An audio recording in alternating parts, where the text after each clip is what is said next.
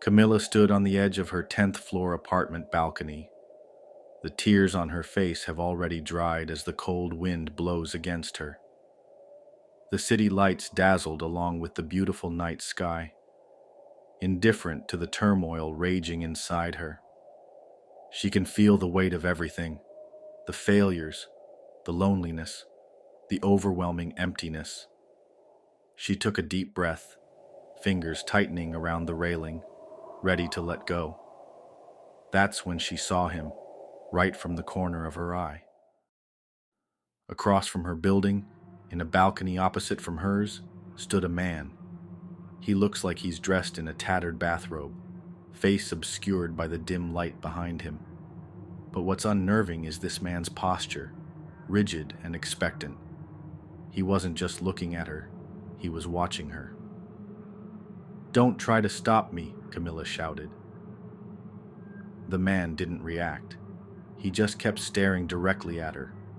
She tried to ignore him, but before she could even tighten her muscles for the leap, the man raised a hand in an eerily slow wave.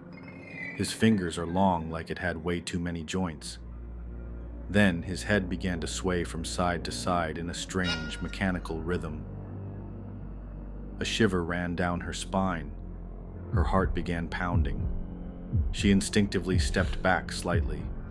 Every nerve in her body screamed for her to run. Something about him felt very wrong. And then his mouth moved, forming silent words she couldn't hear, although she didn't need to. By the way his lips curled, she could tell what he was whispering. Her name.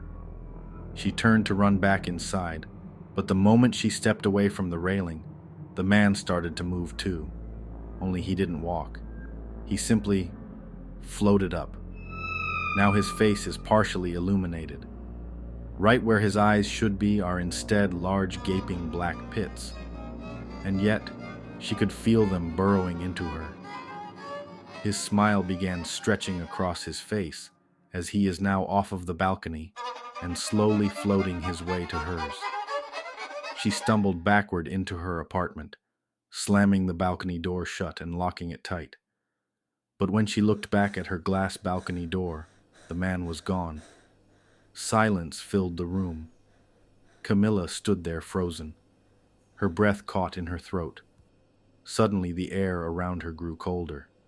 And then, 5 cold fingers unfolded across the top of her head, one by one, each touch precise, like a hand staking its claim. She didn't turn around. She couldn't. From just behind her ear, a voice whispered with a grin she couldn't see but could feel.